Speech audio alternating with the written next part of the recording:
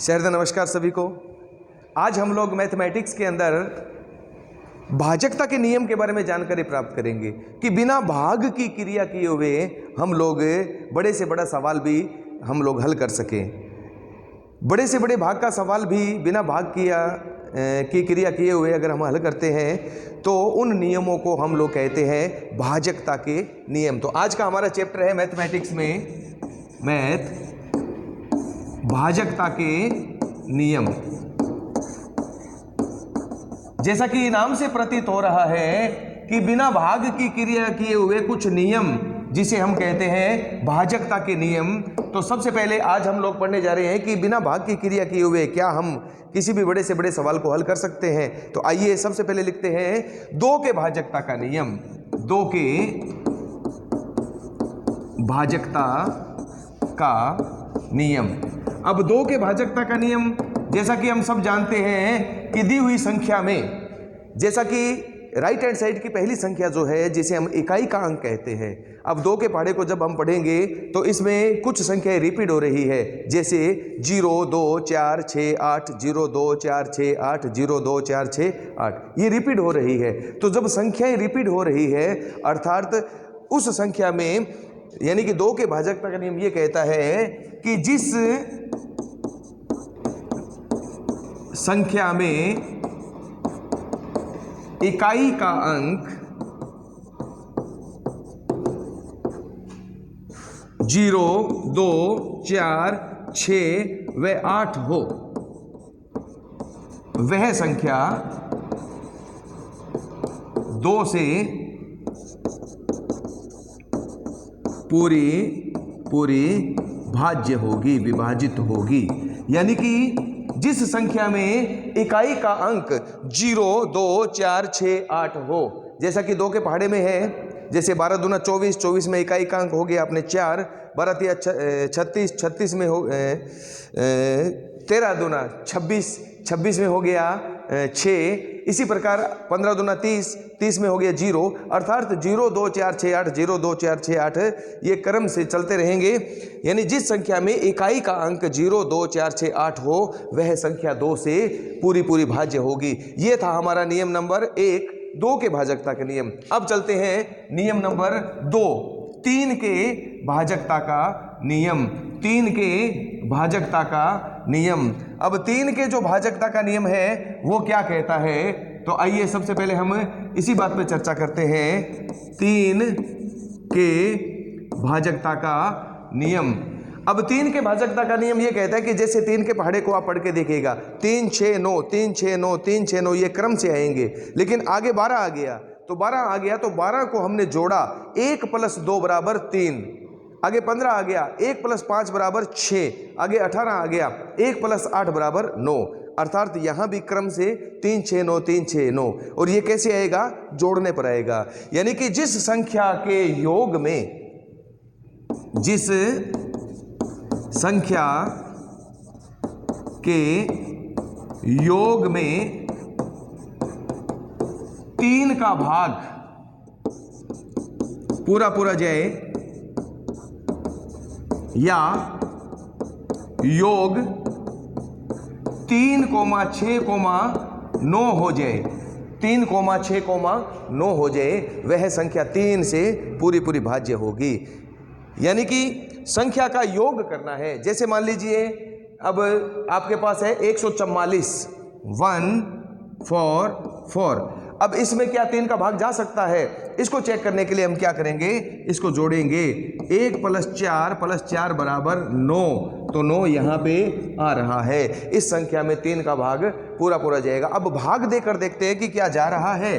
तो अब देखिए 3 चौके 12, 14 में से 12 गया, 2 ऊपर से 4, 8 तिया 24, यानी कि 48 तिया 144, 144।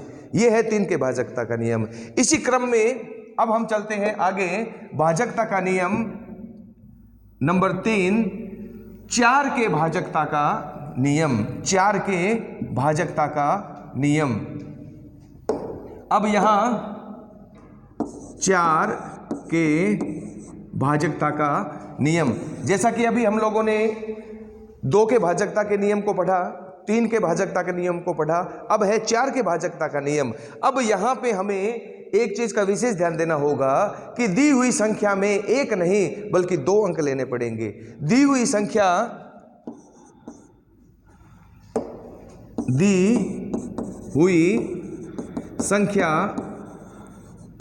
के इकाई व दहाई के 2 अंकों में 4 का भाग पूरा जाए, यानी दी हुई संख्या में इकाई व दहाई के 2 अंकों में 4 का भाग पूरा जाए तो वह संख्या 4 से पूरी भाज्य होगी। जैसे मान लीजिए संख्या अपने पास है 2 0 0 0 0 2। अब इसमें देखना है कि क्या इसमें 4 का भाग जा सकता है। शुरू में जाएगा क्योंकि 5 चौका 20 होता है, इसमें चला जाएगा, लेकिन इकाई और दहाई के 2 अंक लेने हैं। तो इकाई और दहाई के 2 अंक हो गए हमारे पास 0 2।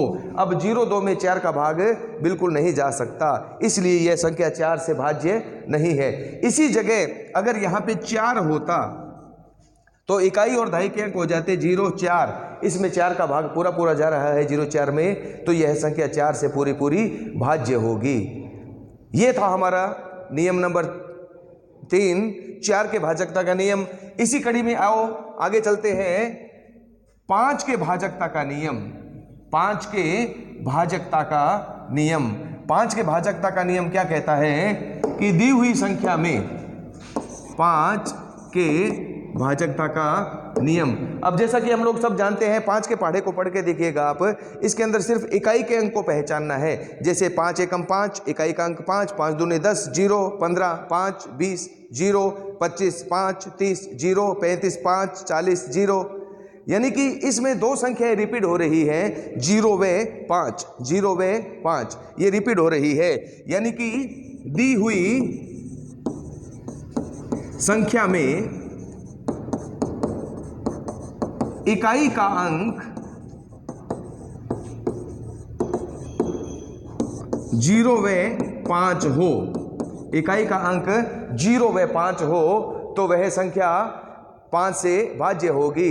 0 व 5 हो तो वह संख्या 5 से भाज्य होगी। तो आज हम लोग भाजकता के नियम के बारे में जानकारी प्राप्त कर रहे हैं, जो कि कक्षा तीसरी से लेके आगे भी हमें बहुत काम आने वाली है और बच्चों के लिए ये बहुत ही अच्छी चीज़ है। तो इसे आप ध्यानपूर्वक देखिएगा। हमने आज 2 के 3 का 4 का 5 का नियम लागू किया। 6 का भाजकता का नियम ये कहता है कि 6 की संख्या जो है इसके हमने दी हुई, जैसे संख्या 6 है, 6 के गुणांक टुकड़े कीजिएगा। अब 6 के जब गुणांक टुकड़े किए तो हमारे पास गुणांक टुकड़ों में आया 2 गुणा में 3, 2 गुणा में 3 या 3 गुणा में 2।